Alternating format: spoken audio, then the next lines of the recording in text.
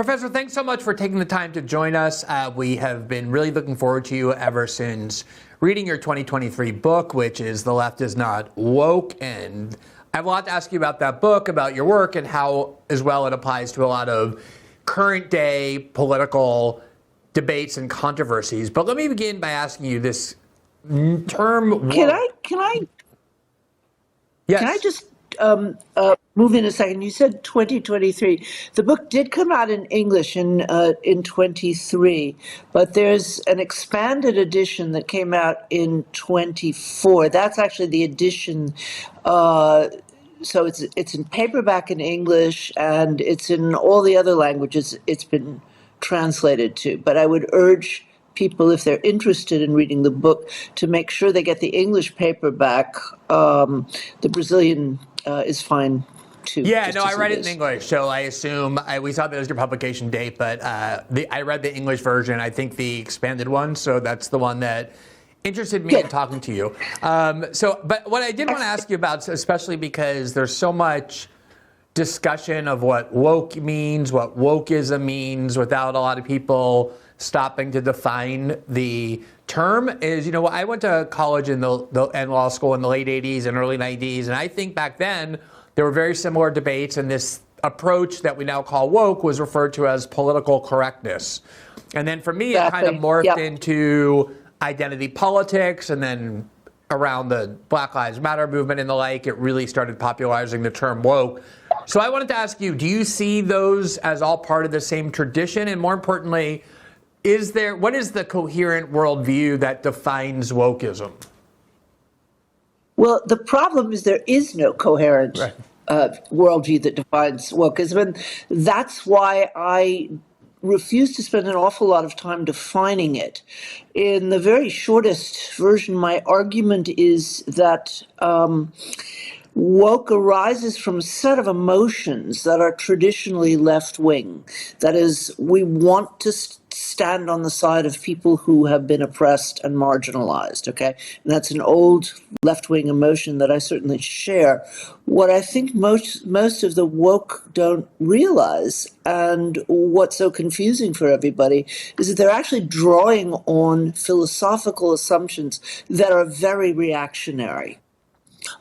So look, that's the first answer to your question. Is the reason people have a hard time defining woke is that it isn't coherent. It's dependent on a contradiction between emotions and ideas. Okay, that's the first thing.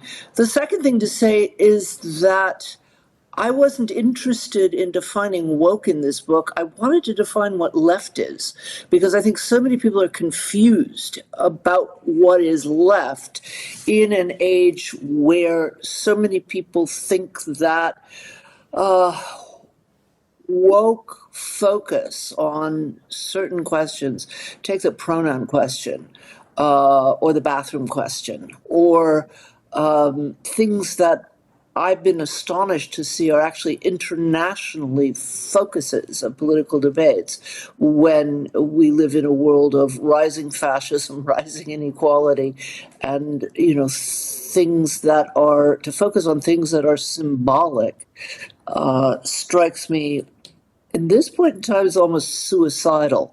So my interest was really to define what left means when many, many friends of mine, colleagues of mine, who spent their lives engaged in various forms of social justice activism, were shaking their heads and saying, maybe I'm not left anymore, as they would tell about the latest form of woke enthusiasm.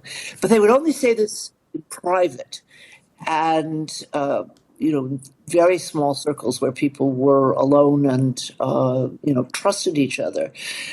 And I actually, when I first presented the book at Princeton, I said this book has arisen from conversations that you all have been having in private, and everybody laughed and nodded, because most people whose hearts are on the left, there's a nice German expression that says the heart beats left.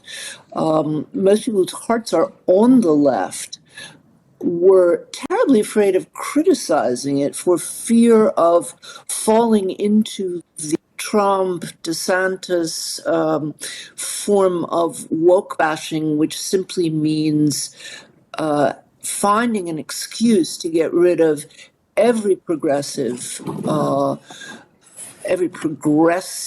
political action against racism, against sexism, against homophobia, and declare it all to be silly or wrong. We see that happening in the U.S. right now in a frighteningly fast way, and I hate to say, that I warned people about this, but I did.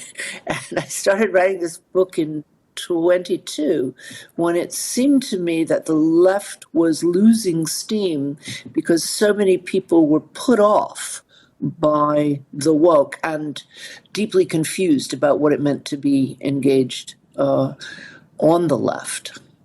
I think maybe the third thing I wanted to say is I don't use the phrase identity politics because I think it presupposes what it needs to argue for, namely that our identity is determined fundamentally and essentially by two features of ourselves that we actually have no control over, either our ethnic background or our biological sex.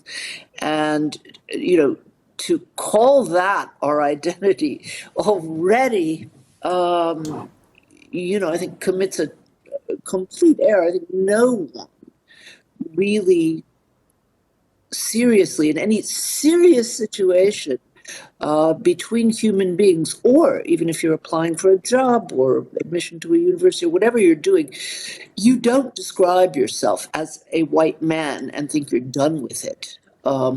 Or a brown woman, or whatever it is. But the move to call that identitarianism is already giving away the game or prejudging the game. So I use the word tribalism. It has an old history. It's I was once criticized by a former student of mine who said he was afraid that it was prejudicial or offensive to Native Americans. He said, the notion of tribes goes back to the Bible, okay? And you have it in every country.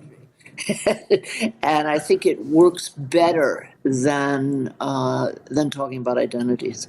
Yeah, it seems to me kind of foundational to how human beings have evolved in a lot of ways. But let me leave that term to the side and dig a little bit deeper into what you just said, because there was a long time that I think I was universally perceived as being on the left, and the sort of left with which I identified was shaped, I guess, by my generation. I mean, didn't live through the 60s, but the anti-war and civil liberties activism of the 60s and the 70s, heading into what became the kind of ideas of liberation and the like in the 1990s.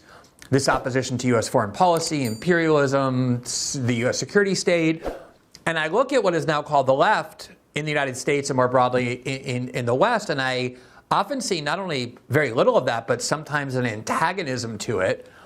And in a way that does seem like the left has morphed into what it had traditionally embraced as its defining values into the agenda it now pursues above all else. And I feel like this is certain, maybe you wouldn't put it quite that bluntly, but I certainly feel like that is your critique. And I'm wondering what you think has caused that. You were just describing, for example, massive income inequality, and instead there's this, fixation on who uses what bathrooms and pronouns and the like that have nothing to do with how power is distributed or wealth is assigned and hoarded and the like, things that had traditionally been concerns of the left. What do you think explains the changes in the focus and the defining values of what is called the left? Two dates. One is 1991, the collapse of state socialism, which could have gone in all kinds of ways. You could have moved towards an international democratic socialism, which is certainly what people in East Germany were demanding, I think less so in the Soviet Union. there were all kinds of discussions about new non-alignment movements, about a peace dividend that could happen if people started disarming. And there was a very interesting confluence between industry, finance, governments, Western governments, and popular culture, all combining to convince us that any form of socialism would lead straight to the gulag, or at the very best, a miserable gray form of life, okay? And it even went further than that. And this is where I talk about some of the ideas, and one of the ideas that I think has been really taken for granted and understudied is evolutionary psychology. I'm not talking about evolutionary science, but evolutionary psychology, which purports to answer the question, what is human nature? By saying that our hunter and gatherer ancestors were motivated by producing the largest number of copies of themselves or their genes as possible, and competing against others to do so. Now, there are a number of problems with that. First of all, we have no access to what was driving our hunter and gatherer ancestors 200,000 years ago. I mean, what archaeology can teach us is really very little. So this is speculation of the kind that philosophers have always done.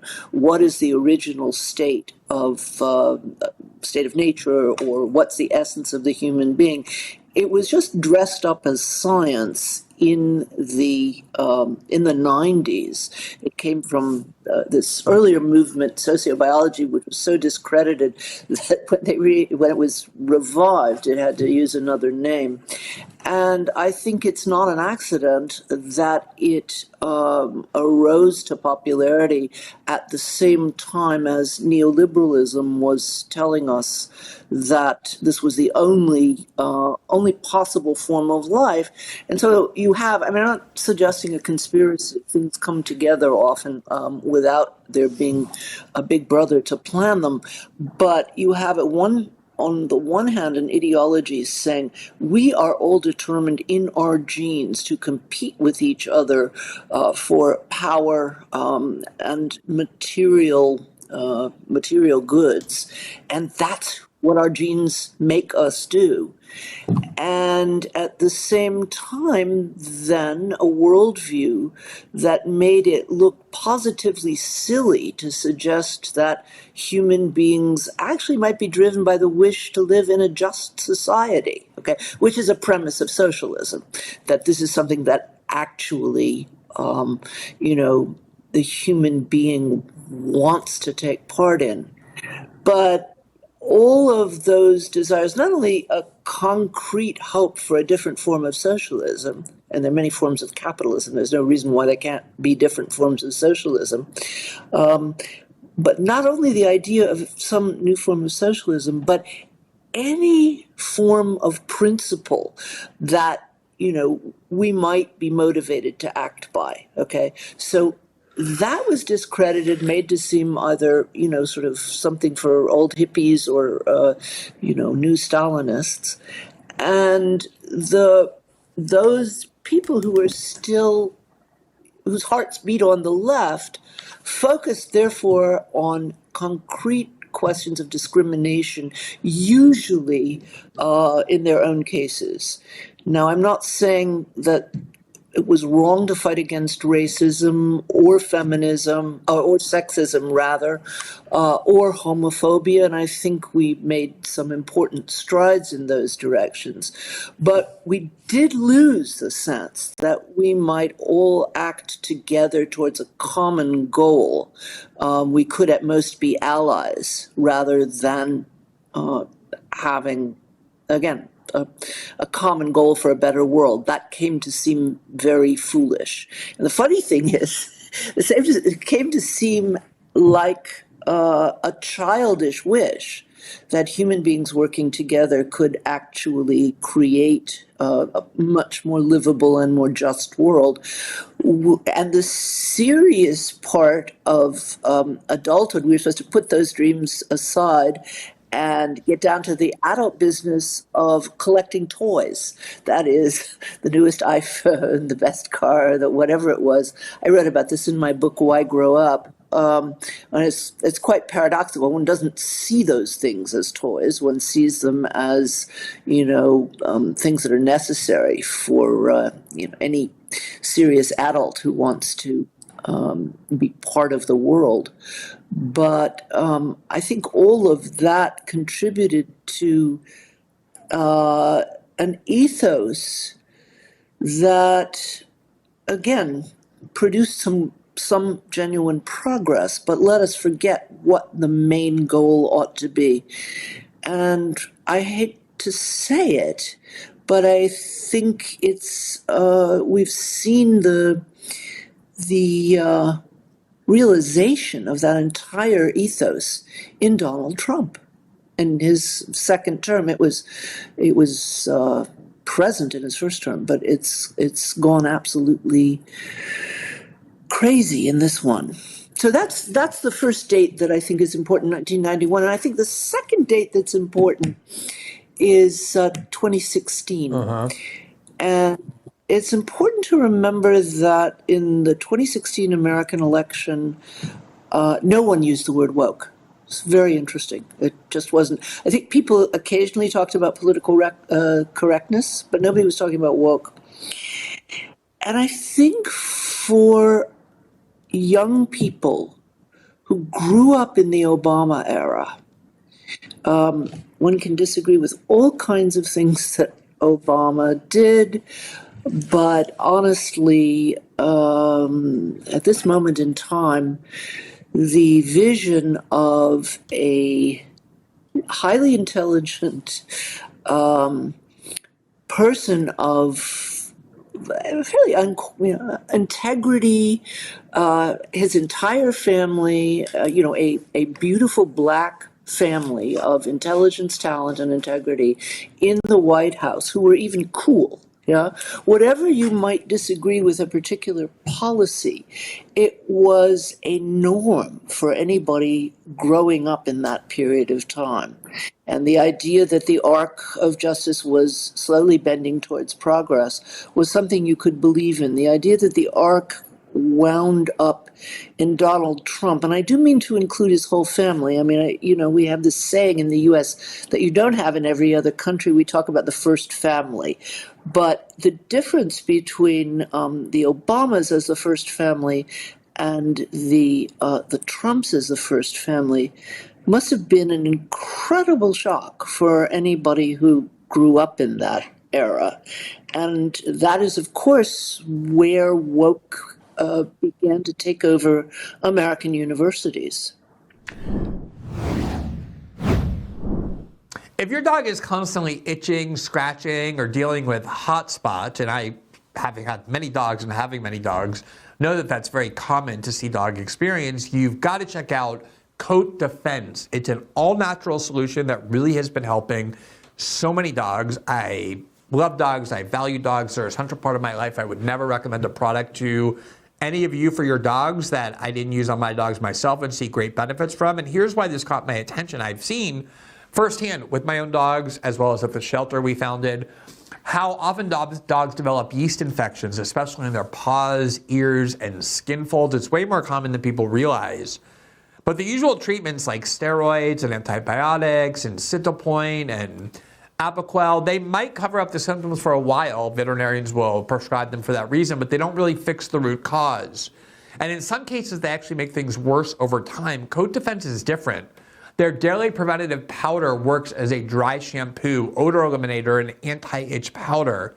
But what makes it special is that it eliminates yeast naturally by changing the terrain on your dog's skin so that the yeast and bacteria can no longer survive. No toxic chemicals, no synthetic junk, just safe natural ingredients. They also make an aloe-based sensitive skin shampoo that calms irritated skin, preserves the natural oils and microbiome, and is totally free of parabens and sulfates and anything artificial. And honestly, I've been really surprised reading the testimonial and seeing their products firsthand. These come from people who venerate their dogs as much as I do. I've heard from so many of them that this is the only thing that's finally worked. after years of frustration with dogs who are finally itch-free and healthy again, and that's why I'm happy to partner with Coat Defense. So if your dog has been struggling and nothing else has helped, go to coatdefense.com, use the promo code Glenn for 15% off your first order. That's coatdefense.com, promo code Glenn. Thanks for watching this clip from System Update, our live show that airs every Monday through Friday at 7 p.m. Eastern exclusively on Rumble. You can catch the full nightly shows live or view the backlog of episodes for free on our Rumble page. You can also find full episodes the morning after they air across all major podcasting platforms, including Spotify and Apple. All the information you need is linked below. We hope to see you there.